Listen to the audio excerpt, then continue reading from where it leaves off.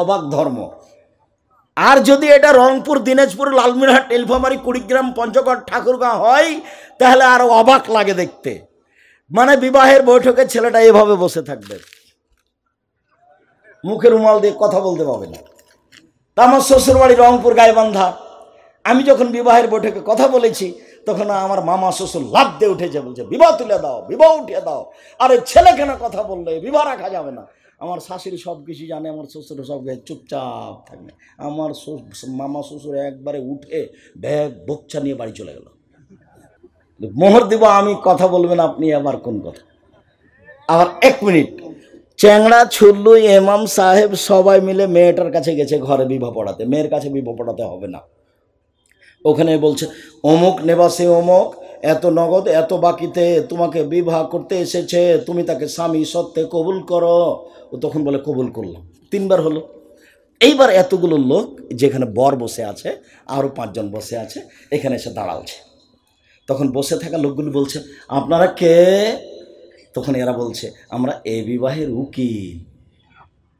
তারপর বলছে মেয়ে কবুল করেছে? জি করেছে। আপনারা শুনেছেন? জি শুনেছি। তাহলে আপনারা বসেন। তখন লোকগুলি বসে।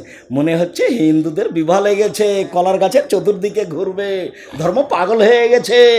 ধর্ম রাজশাহী চাঁপানেগঞ্জের হাওয়াই লাড্ডু, दोनों हाथ में लड्डू है जो चाहे इसको खा ले, जो चाहे इसको छोड़ दे, বাউল হিসাব। বিবাহ একজনের কথা দিয়ে চলে, যার নাম মোহাম্মদ সাল্লাল্লাহু আলাইহি সাল্লাম। আগে খুতবা হবে, মেয়ের বাপের সামনে খুতবা হবে। খুতবা শেষে মেয়ের বাপ নিজে বলবে, মেয়ের এখানে যাওয়ার, মেয়ের কাছে যাওয়ার কোনো সুযোগ নাই। প্রয়োজনে মেয়ের বাপ গিয়ে বলবে আম্মু বিবাহ পড়াতে যাব।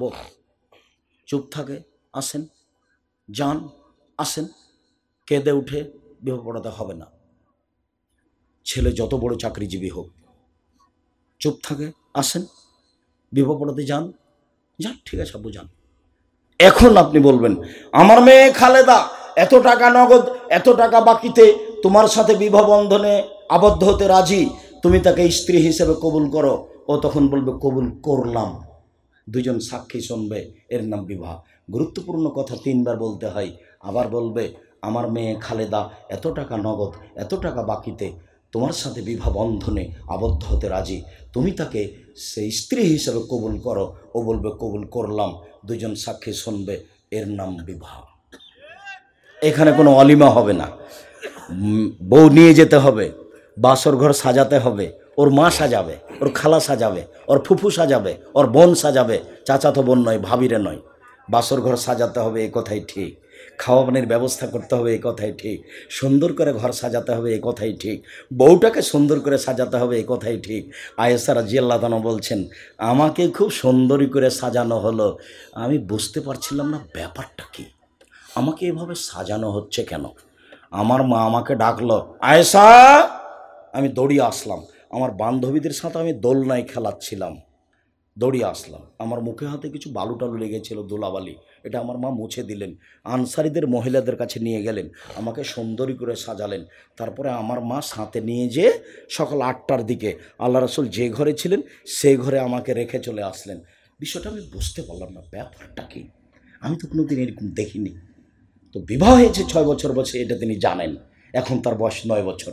দেখি ঘরে কেউ নেই, ব্যাপারটা কি, আমি তো রাসূল সাল্লাল্লাহু আলাইহি সাল্লামকে এরকম কোনো দিন দেখিনি। একটু পরে একজন মহিলা শরবতের গিলাস নিয়ে ঢুকলো।